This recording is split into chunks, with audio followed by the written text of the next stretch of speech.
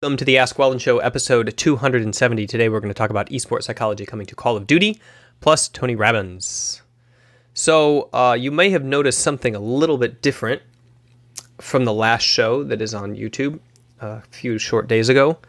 I did my normal, face curation routine and ended up with this hilarious output, which was halfway to trolling my wife and halfway to just seeing what hilarious thing I could pull off. I did not expect to go out in public or show this to anybody ever, but it was just too good, and now I have to stream. I know you can't see it with the sideburns are underneath the headset, but I'll just demonstrate that there. So today, at least, the show is going to be hosted by Dr. Disrespect Cosplay, Dr. Mind Games. I've got the ponytail, the black stripe on black shirt, and the Ethiopian poisonous caterpillar, only mine is from Venezuela and is a socialist. Different, Africa, South America. So welcome to the show. And without further ado, why don't we jump into the title screen and then the first question.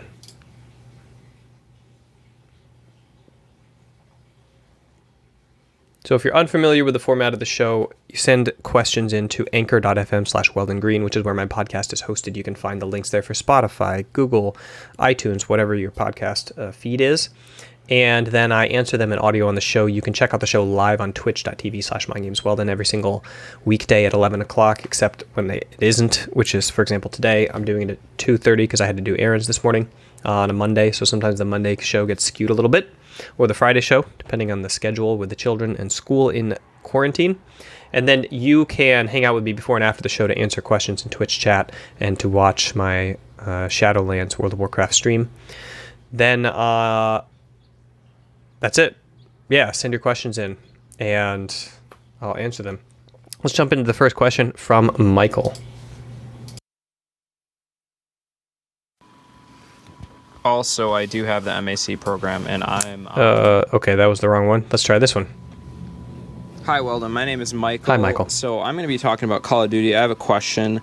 I just want to know, what can you suggest for me to be more aware and not play scared? Because I got dropped from 3 teams. I've been playing for about a year and a half. And in that time, I've gotten dropped from 3 teams. And the last team I got dropped from was because of my awareness and the plays I made. So I just want to know if you have any advice for me. Obviously, Call of Duty is a lot about mechanics and stuff, but also there's, especially in Search and Destroy, you do need a lot of awareness because you only get 1 life. So just wanted to know what you thought I could improve on, or what I can do to improve on my awareness and not playing scared. All right, so I answered this question on the previous show and it was all muted, so I'm going to try to answer it again. I don't know if I'm going to be even close to what I said then, but I don't have any recording of it. So, all right, so if you're talking about your teams discussing your awareness, it could mean 2 different things. So I'm going to talk about what awareness might mean without defining the word exactly.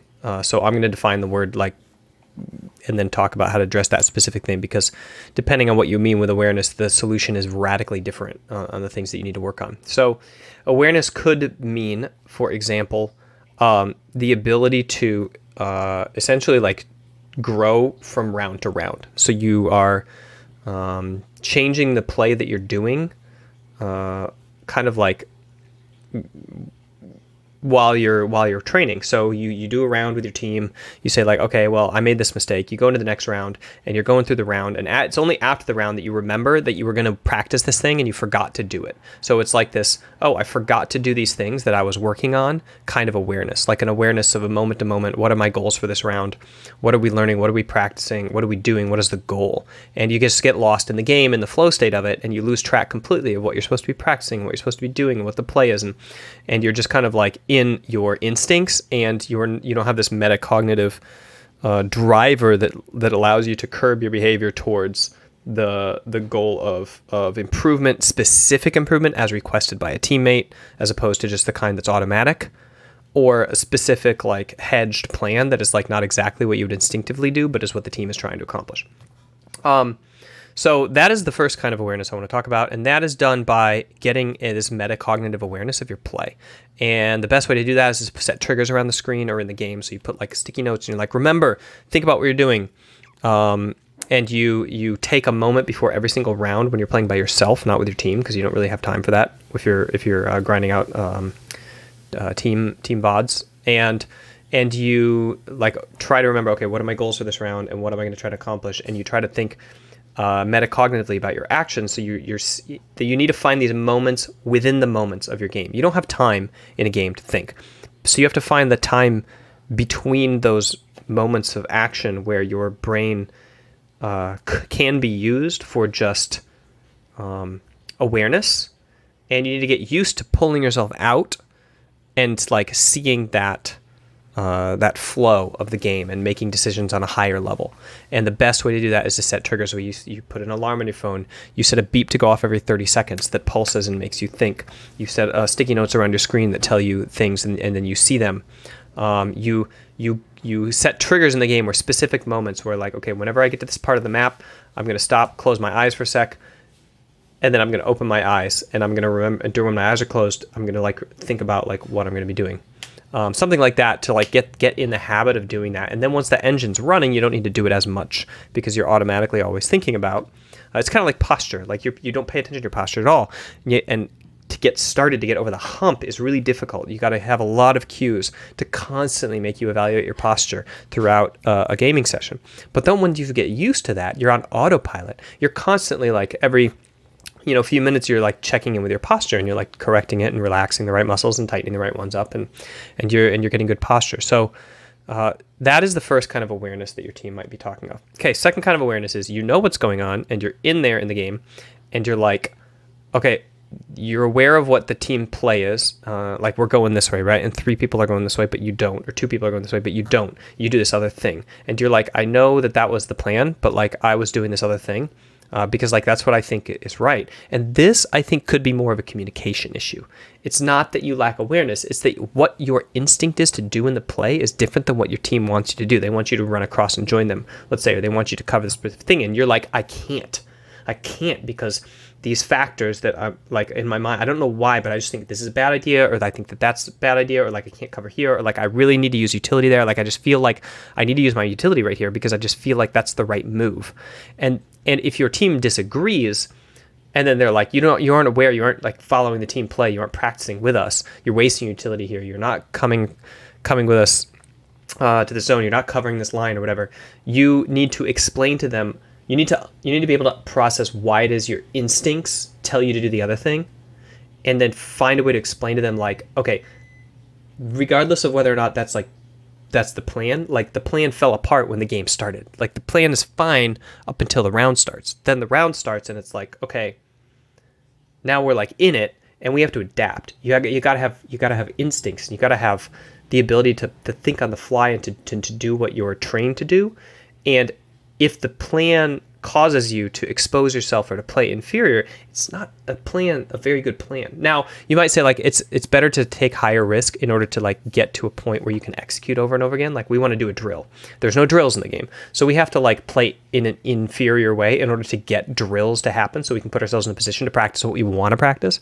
But then there's the dilemma of like, okay, well then you're not really like playing the game accurately, because we gotta also like consider our practice as real practice too. So you have to kind of balance that with your team, and this is a communication flaw where you need to explain your thought process between the things that you're doing versus the things they want you to do, and why it is that the plan doesn't incorporate those things and needs to your instincts, because otherwise it's just a crappy plan in the first place, and it's going to break down when we get to the real match.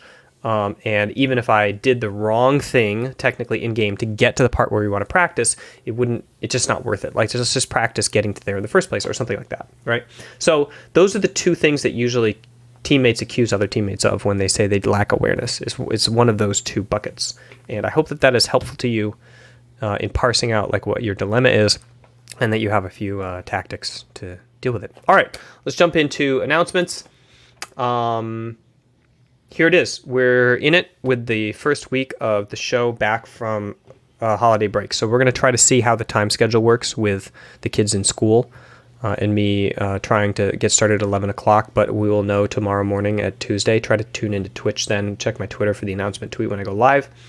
And otherwise, if you have a what is it, service request or like a help request in with the app over the last 3 or 4 weeks. I've been kind of like underwater on that, and I'm going to try to get burned through them this week. So look for an answer on that this week to deal with the stuff that's happening in the app. And let's jump into the second question. This is the Michael and Call of Duty show. So we're going to get a second question here from Michael about Call of Duty. Hey Weldon, it's Michael again. So the way I see it, to go pro in Call of Duty, you basically do that through search and destroy tournaments and online tournaments, and the best way to do that is to be fluent with every gun, but I was wondering if it would be better to just get fluent with like an assault rifle versus an SMG assault rifle, sniper, and all the different guns, because most of the S&D players I see, they play like all the different guns, but maybe if I just focus on one gun, I'll see more results, and then I'll be able to transition that to other play styles quicker than if I focus on doing an AR one game, a submachine gun another game, and then try sniping, because then I'll like not get as far in just one and not be able to play at a high level. What are your thoughts? So I don't know specifically Call of Duty. I haven't worked with any pros in the Call of Duty scene and had to break apart how it is that they got where they got.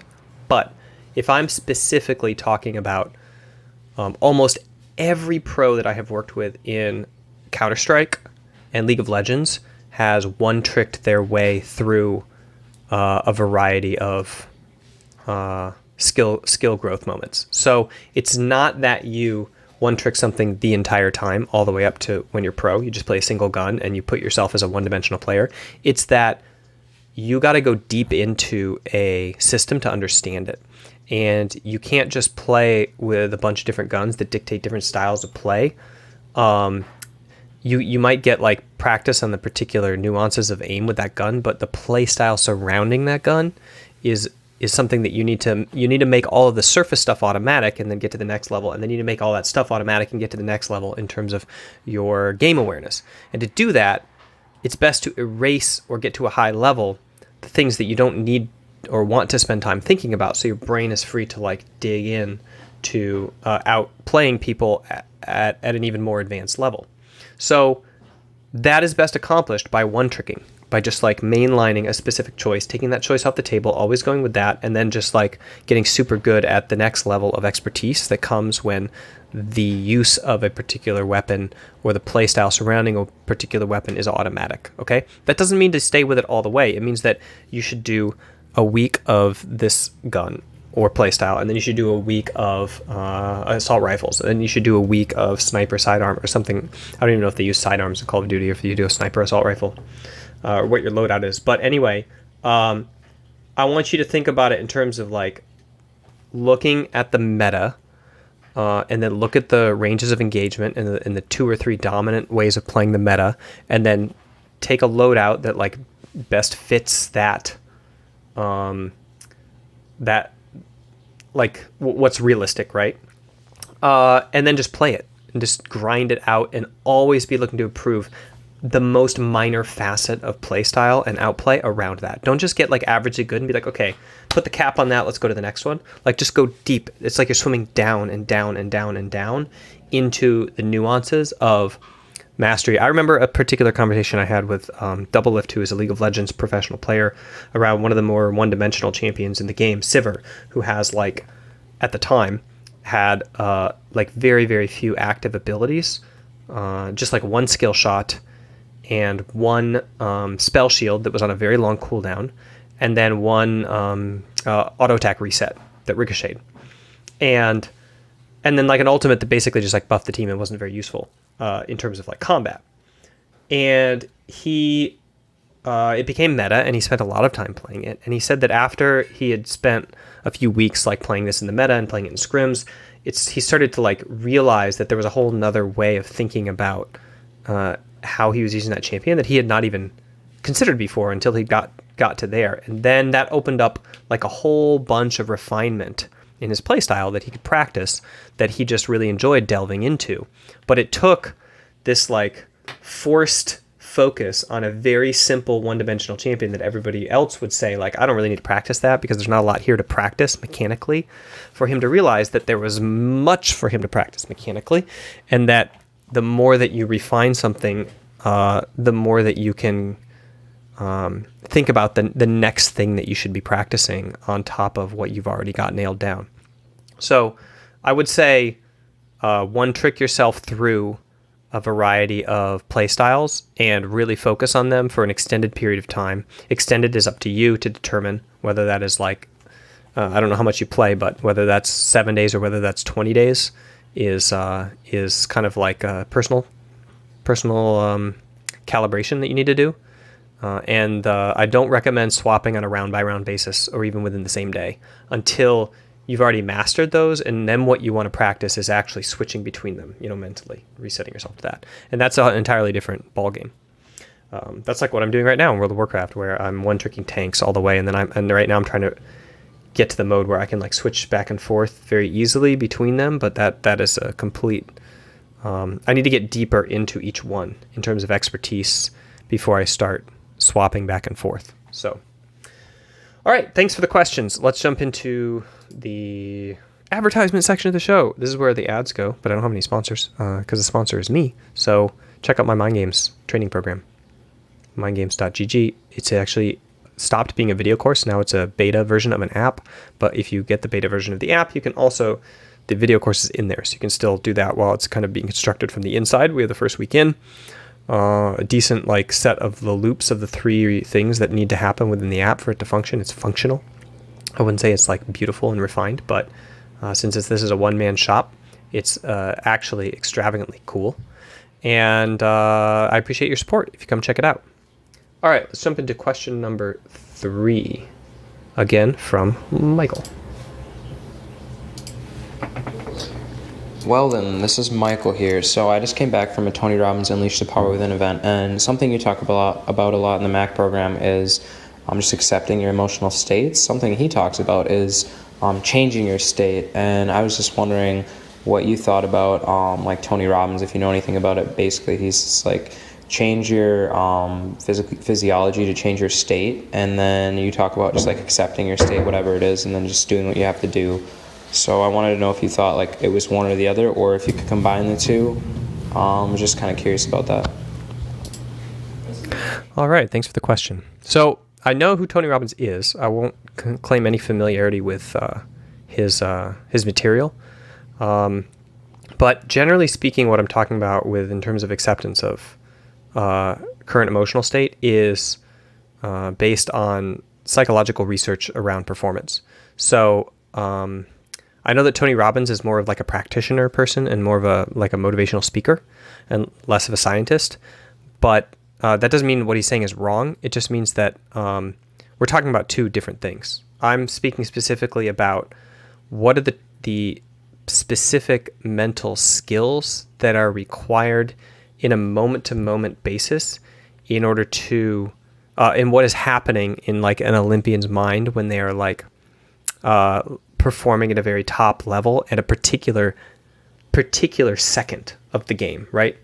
Like something is going wrong and they're adapting swiftly and dealing with pressure and then noticing a audience member and then feeling self-conscious from that and then performing anyway.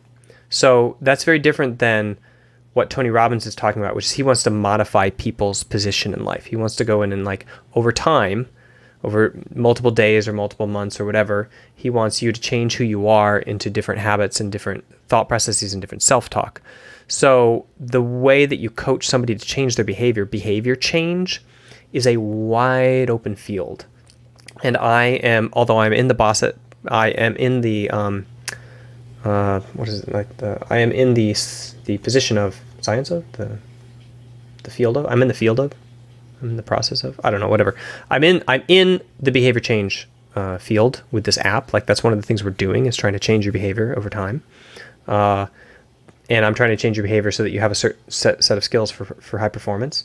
The fundamental assumption of trying to change your state to be a high-performing state is that then you're in a high-performing state and you're all good.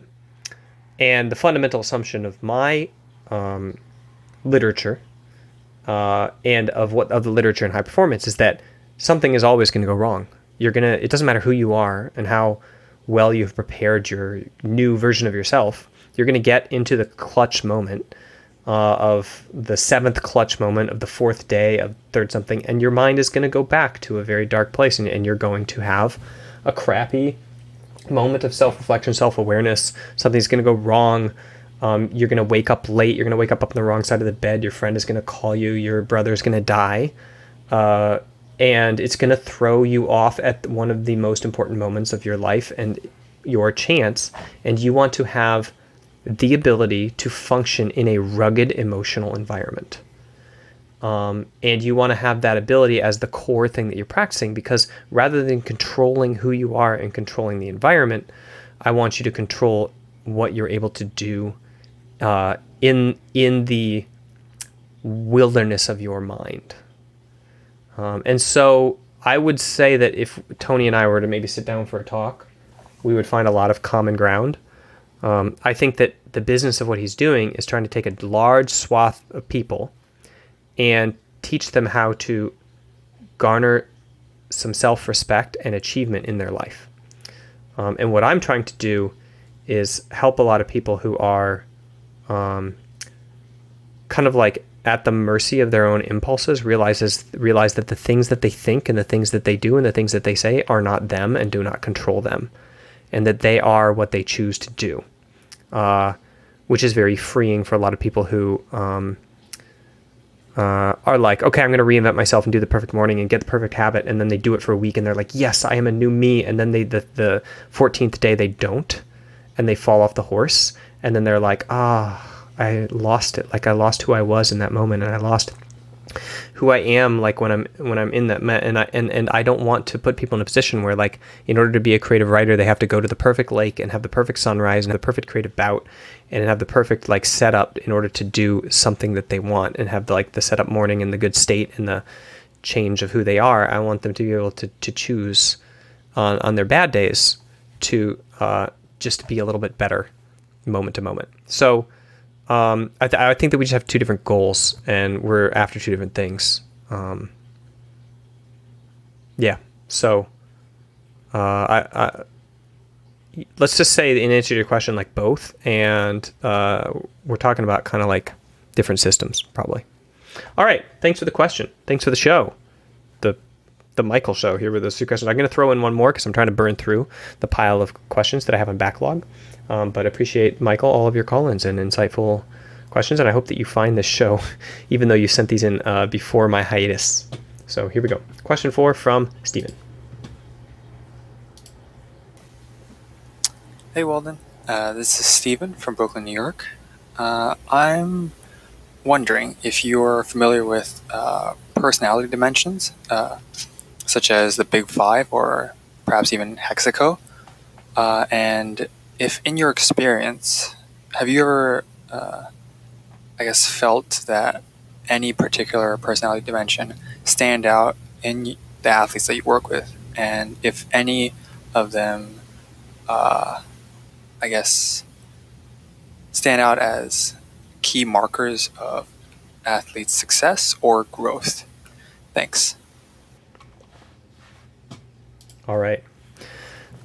In my experience, do any particular personality codifications, as for like the systems that you have suggested, stand out?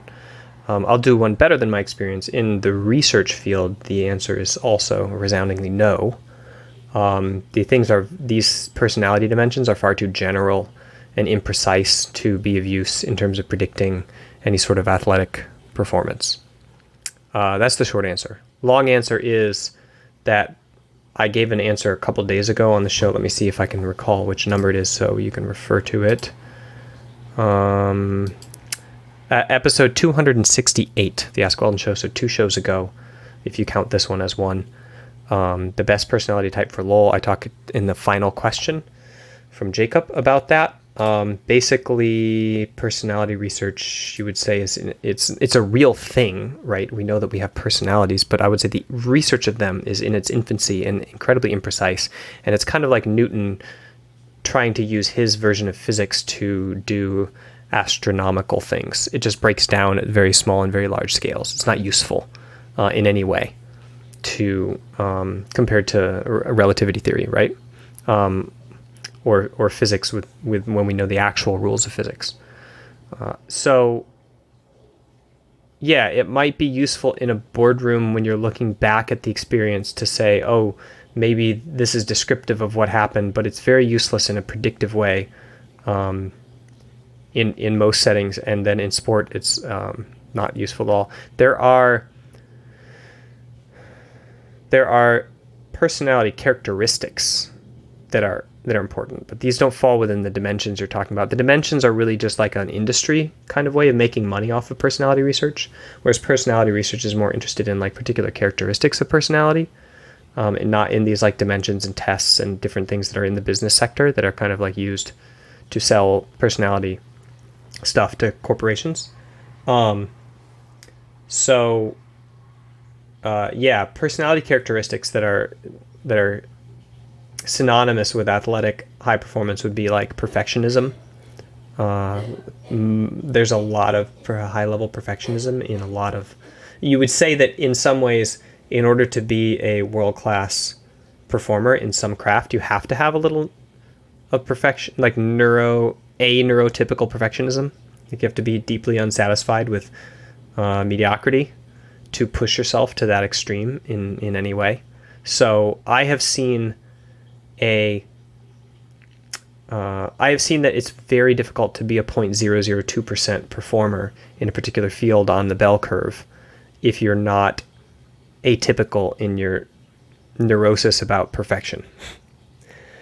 And that what I do is generally try to teach people how to be imbalanced with wellness rather than to have a balanced life. I think a lot of like health coaches, you would say, or wellness coaches that aren't sports psychology trainers, specifically sports psychology trainers, go into teams and elite players, especially on the esports side, and they're trying to teach them how to be like have a balanced life. And there's a lot of like pseudo advice from people who don't really know, saying like, oh, we need to like limit our work day and we need to do all these other things to like help bring esport athletes in line with 9-to-5 employees, which is never going to happen. The only limitation we have on physical sports is the fact that the body breaks down. That's the only thing that stops an NBA player from out there practicing all the time and grinding it out longer, is that their body literally needs to rest. And we don't have that limitation in esport, and so people are going to train that hard. And as soon as you limit pros from training the length that they are going to train, then the next crop of amateurs below them is going to eat them for breakfast by out hustling them. So that's never going to happen when you have somebody who's driven to be as competitive as a professional. So yeah, there's an unhealthy kind of characteristic of perfectionism there, or like saviorism, where like this is the thing that has saved me and gives me edification, and so I'm going to all in on it as my identity, right? That I am this good at this game and that is who I am, and then they can't accept anything but that. And then my job is to help do that neurosis with well-being. That is to like take the rough edges off, so that when you suck at the game, your identity doesn't come crashing down, or that through your double-edged sword of perfectionism, you are trying to be more perfect, but also more accepting of who you are and your limitations, and that maybe you're not going to be a world champion or the best at this, and that like on some level, some part of you accepts that, and you can turn it on and shut it off at a will in your training environment in order to make use of it when you go home at night, but not have it interfere with your training when you're trying to like be better than your opposing team in a scrimmage. So yeah, there's certain personality characteristics for sure that are very important for high performance, but there is no personality dimension test from like the corporate world of selling personality to make money that has anything to do with performance on a research scale, and that is shown to have any efficacy in that in the compendium of research findings. Now you can find one or two studies here or there that often are funded by the particular corporations that own these tests, right? But I'm talking about like in standard use. All right, that's it for today, and I appreciate everybody's attention, and I will see you on the next show. Make sure to check out us live on twitch.tv/mygamesweldon, and if you're on Twitch, check out the shows on YouTube for all the back episodes. youtube.com/c/mindgamesgg, I think is the channel. I'm not really sure. Anyway, just search Mind Games on YouTube, you'll find it. Or Mind Games Weldon. Or Ask Weldon Show. there's a variety of different key terms that you could search in order to find my show. Yeah, or my channel. And I will see you guys next time.